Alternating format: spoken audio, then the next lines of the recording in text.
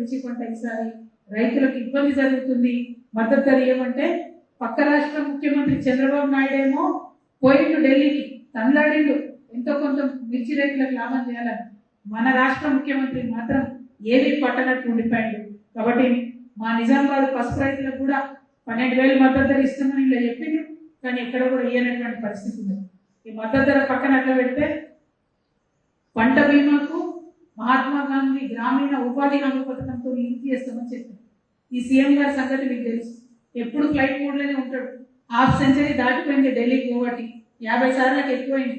ఈ 50 సార్లలో ఒక్కటంటే ఒక్కసారి కూడా ప్రధానమంత్రి గారిని ఉపాధి హామీ పథకంతో వ్యవసాయాన్ని అనుసంధానం చేయమని ఒక్క ఉత్తరం కూడా ఇప్పటివరకు ముఖ్యమంత్రి గారు ఇవ్వలేదు. మరి ఎందుకోసం ఇవ్వలేదు?